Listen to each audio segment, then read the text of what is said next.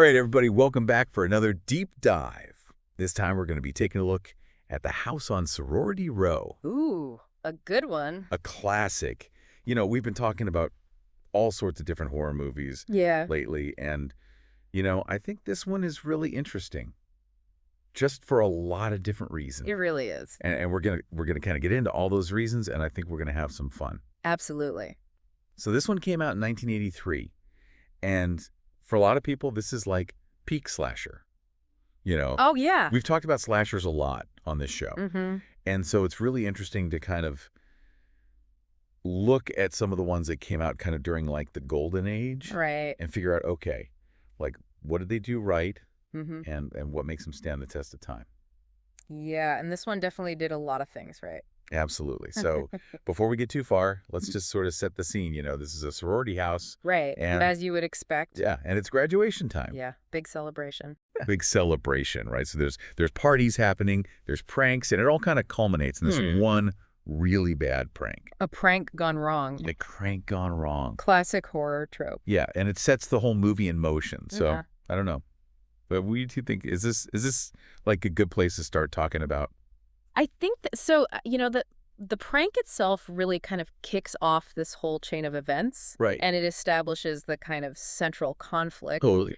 You've Yeah. got these, fun-loving sorority sisters, Yeah. but they also have this, kind of antagonistic relationship with their house mother, Mrs. Slater. Right. Mrs. Slater's a great character. Oh, yeah, she's iconic. Really, really strict. Very strict, lots of rules. Yeah, and the girls just, they want to cut loose, they want to have fun, Of course. and she's kind of like this. Wet blanket. Yeah. So the prank is really meant to kind of like, just be this harmless joke. Right, just a little payback. Yeah, but it goes horribly wrong. Horribly. Yeah, and they end up accidentally killing her. Yeah. Now, this is where things get really interesting. Yes, because instead of, calling the police or Right. doing the, responsible thing, Taking responsibility. they panic Right. and they decide to cover it up. Yeah. And that's when the real horror begins. Yeah, because that's when the guilt sets in. Oh, absolutely. The guilt and the paranoia. Right. They're constantly looking over their shoulders, wondering if they're going to get caught. And then, of course, it wouldn't be a slasher movie without a killer. Of course not. So somebody starts picking them off one by one. Right, and the killer is shrouded in mystery. Right? You don't know who it is. You don't know who it is for a long time. Right. And it's really effective. It is. It keeps you guessing. Yeah. So we've got this great combination of like the classic slasher elements. Mhm.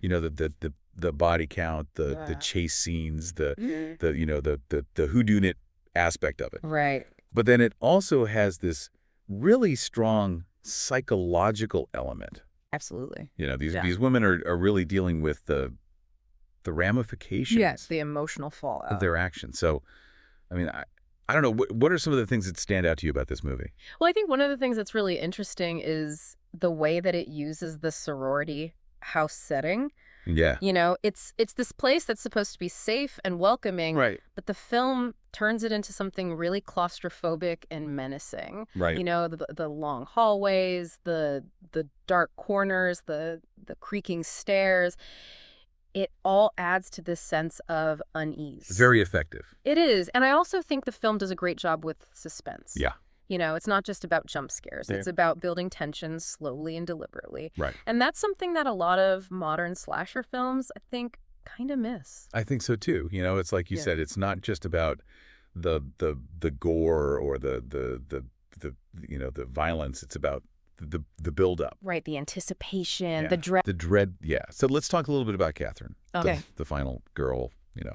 She's really the heart of the movie. Yeah, she's the one we're rooting for. Right. And she's more than just your typical, Scream queen. yeah, she's intelligent, she's resourceful. Strong. Yeah, and she's really struggling with this guilt. Oh, absolutely. She's tormented by it. Yeah, and it's really interesting to see her kind of arc throughout the film. Yeah, she goes through a real transformation. Right, and she's kind of the moral compass of the movie in a lot of ways. Yeah, she's the one who's trying to do the right thing even when it's difficult. Right. So how about Mrs. Slater? Yeah.